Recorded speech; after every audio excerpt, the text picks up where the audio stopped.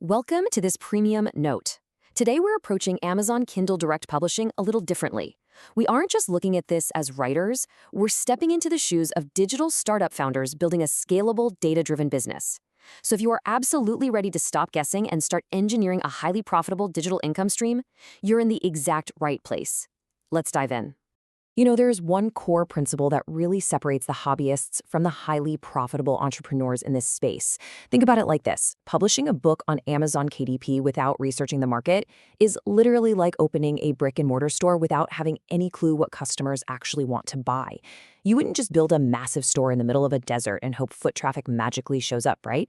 You have to build where the people already are, and that requires research. Today's note is your masterclass syllabus.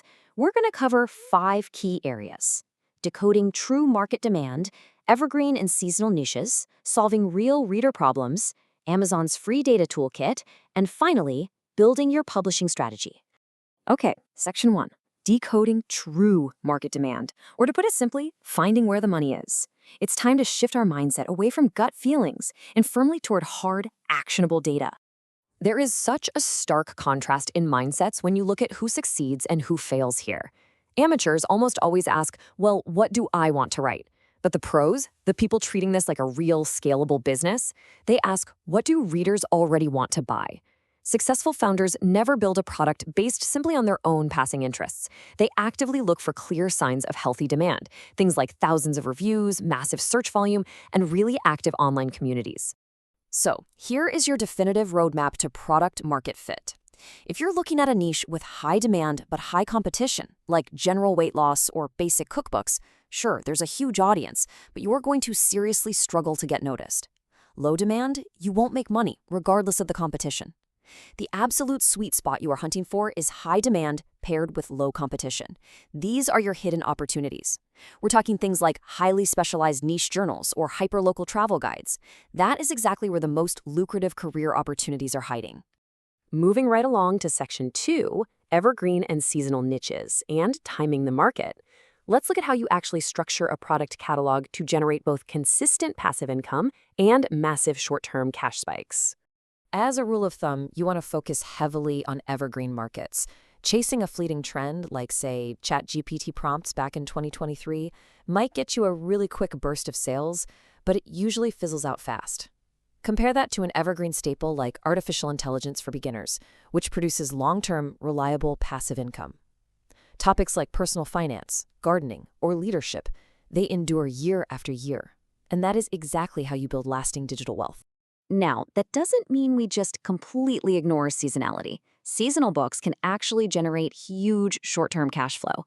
Think fitness planners in January, back-to-school planners in August, Halloween coloring books in October, or gift books in December.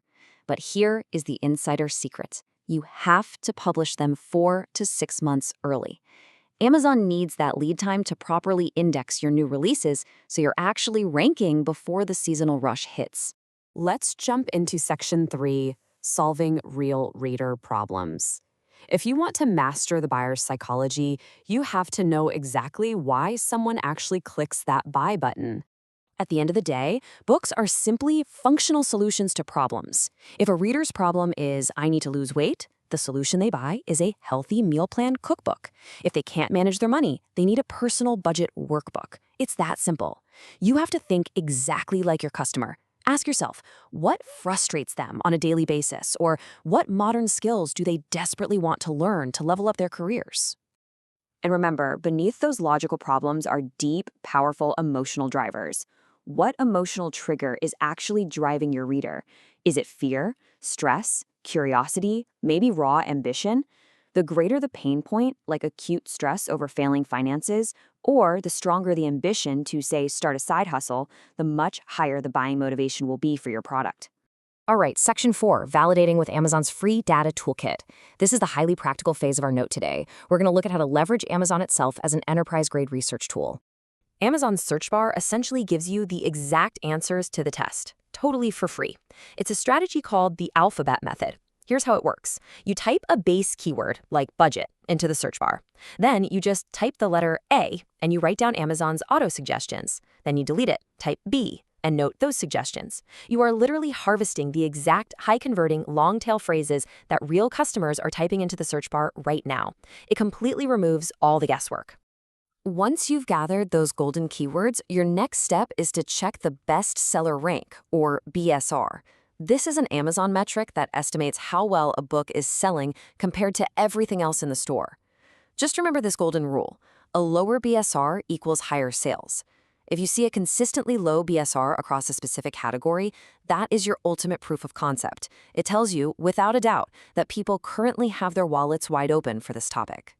No, professional publishers don't just browse Amazon, they document everything. They build comparison spreadsheets to track their top competitors, logging the price, the BSR, and, crucially, they scour negative reviews to find gaps in the market. Think about it. If a top competitor's book has a bunch of reviews saying too few illustrations or the formatting is super confusing, they just handed you the exact blueprint to build a vastly superior product. Which brings us to the incredible power of specificity. You should never, ever try to compete in overcrowded, broad categories like a general cookbook. It's just too saturated. Instead, you pivot. You target highly specific, narrow categories, something like a low-sodium Mediterranean cookbook for seniors. The narrower the niche, the easier it is for your new product to completely dominate the market and get noticed by exactly the right buyers. Section 5. Building your publishing strategy and scaling the enterprise. Let's talk about taking all this amazing data and scaling it up into a long-term wealth-building strategy. First rule of scaling: never publish on intuition alone. Treat your book just like a startup launch. You need to run your business ideas through a strict validation checklist every single time. Is there proven demand? Are competitor books actually selling? Can you genuinely improve on what's already out there? If you can't confidently answer yes to these questions, don't publish yet. Keep researching before you invest your valuable time and capital. I want you to think exactly like a lean startup founder here. Test small, publish just one book as your minimum viable product. Treat that very first launch as a real-world market research experiment. Study your sales, read the reviews, analyze the data, and then take all that precise real-world feedback to engineer an even better second release.